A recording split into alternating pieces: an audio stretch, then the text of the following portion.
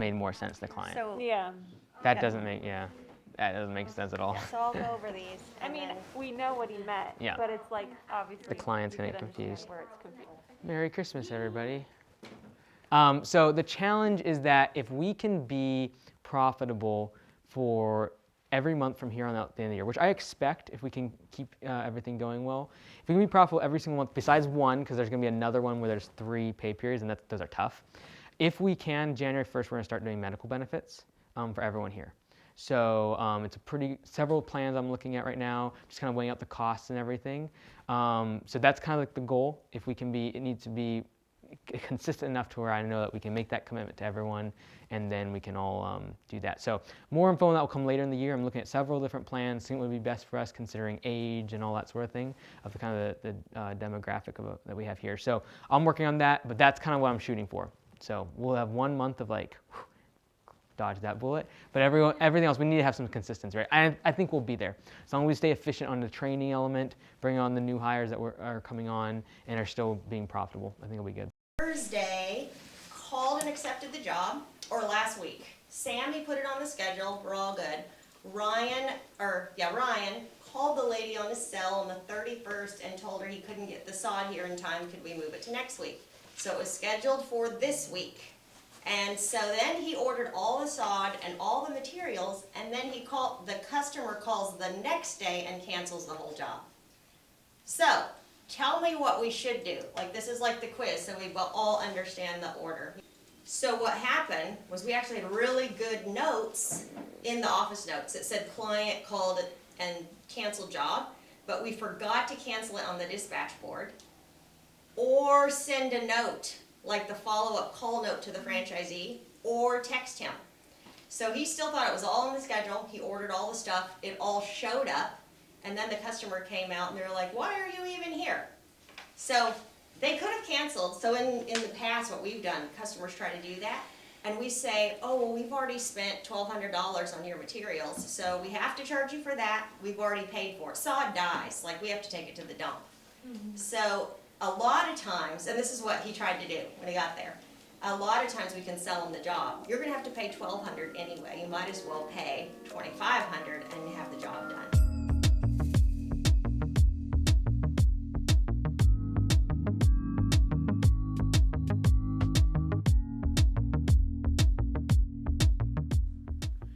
Making ads, but yeah, so right now the toughest thing is finding good people, so the franchisees are having a lot of difficulty doing that.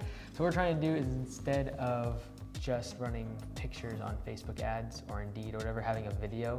So right now we're gonna make 3 micro videos, like a minute long, that you could use on a Facebook ad to potentially find good hires. So trying to do some high energy stuff that's gonna be a little bit different than every other help wanted ad they see right now. So hopefully it works. Are you tired of working with unmotivated coworkers? People that stop and go to the gas station 10 times a day. They're on their phone, they're lazy, they're unmotivated. If you're looking to change your place of work and work for Augusta Lawn Care, give us a call today. We'd love to get you on the team where we have daily percentage profit sharing. Every single day. Nah, it's not called profit sharing. Sorry, give me one more time.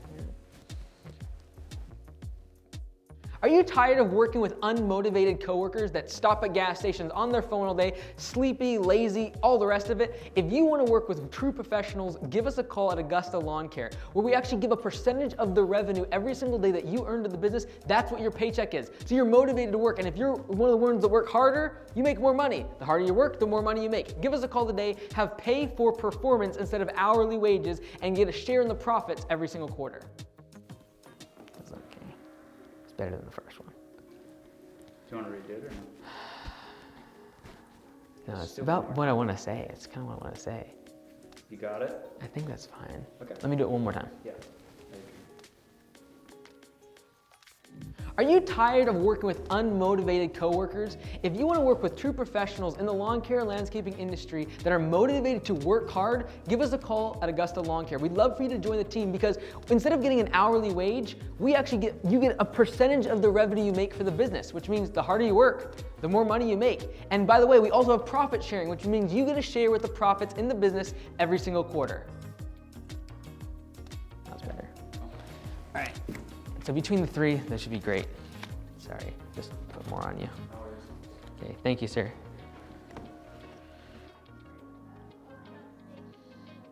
100%. Like, I would say the lowest level of support that we would offer is on the technical side, and that is like, you know, you asking, how do I trim a bush? How do I cut grass? That's really the importance of simplification, because if you're doing simple services, 95% of it you can learn to do on a 5-minute video and know more about cutting grass than 95% of the population, right? And so that's really the objective, is to focus on those simple services, because that's the part that is the hardest for us to train when we're thousands of miles away from you. What we're definitely going to be supportive of is the business side, marketing, hiring, especially at the beginning.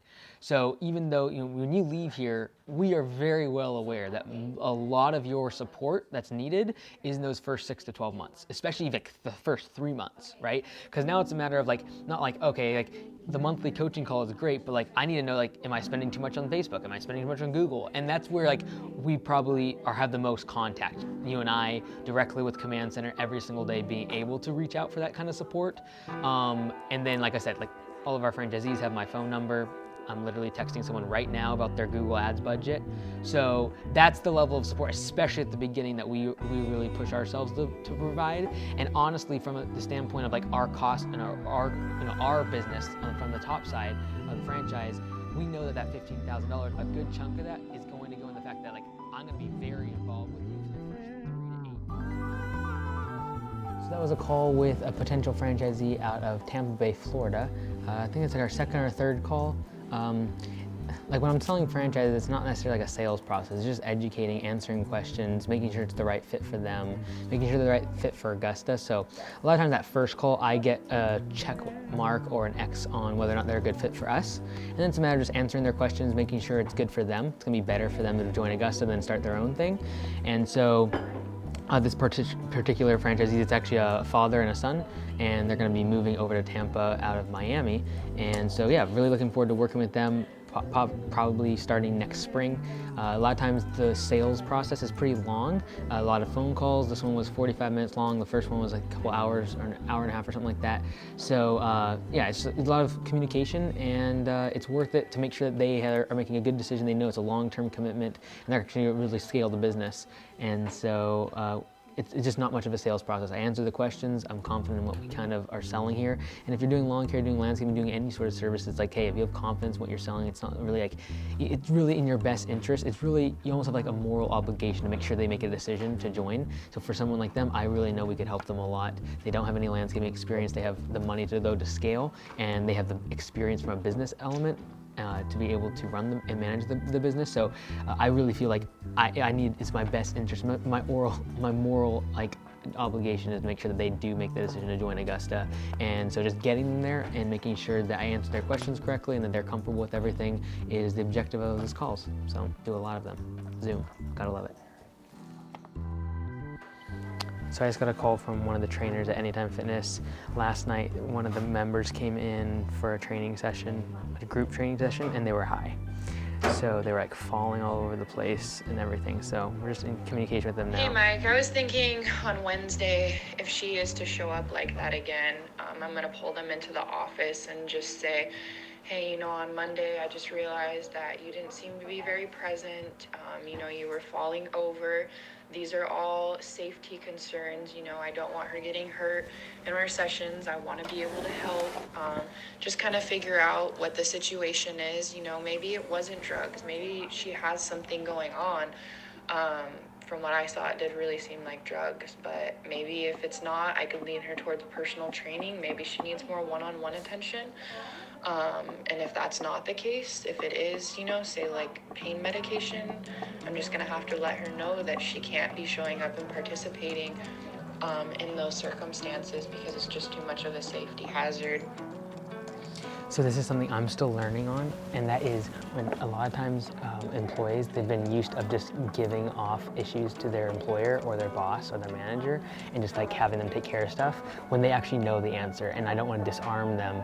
So what I actually did in this specific case is she had asked me what to do, and all I responded back was, what do you feel is the right way to handle it? Because I knew she knew, but I gotta get better at doing that sort of thing. And basically it's like when someone like gives you a pen and you're like, you give it back to them. Like, hey, it's like you make the decision. Like, what do you think? So I'm trying to get better at that, because otherwise you just fall into the trap of micromanagement. And like every time that there's something in the business, they just ask you, hey, what do you think? Like, what would you do in this situation? And yes, like, I would have said exactly what she just said, but she knows. And so I'm trying to do a better job of, especially my managers, and not being the firefighter, because otherwise it's easy to be like, oh yeah, like here's what you should do. Like I'm like the savior, I'm gonna come help everyone, but she knows exactly what to do. She can be more efficient. She's in the front lines. I'm far away from her right now. So that type of something I've been working on recently, trying to just not disarm the employee, because they know what to do. And it's something that a lot of us like to do as entrepreneurs, and jump in and help. You know, good intentions, but we mess up our employees and disarm them from doing their job. So yeah, no, don't go to the gym high. It's not a good idea.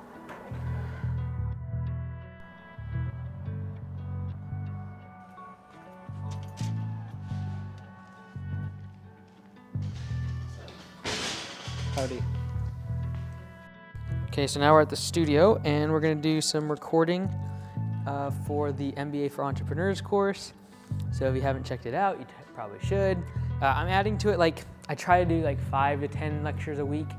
So it's kind of more in-depth theory, not just lawn care and landscaping. It has everything to do with balance sheets, profit statements, like dealing with a banker, taxes, all that sort of thing. So I'm adding to it all throughout 2021, and probably will continue on. So check it out. And we're gonna go ahead and record now. All right, so back here I have where I have my slides. Up here is where I have my screen. So I try to make this as fast as possible for me to be able to start recording. Then go here, that's where I will record from, turn all the lights on. The objective with the studio here is to be able to be recording within 60 seconds. So everything is relatively quick and easy. So if I'm doing a live stream, for example, I just gotta plug this in, everything's connected. I am not doing a live stream. I'm gonna put this down, leave that mic there, and I'll be good to go.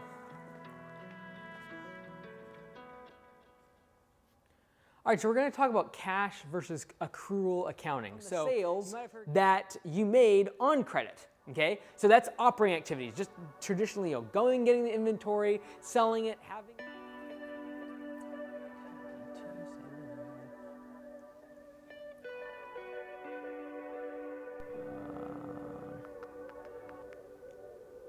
Back to here, okay. All right, everyone, so we're gonna go ahead and wrap it up for today.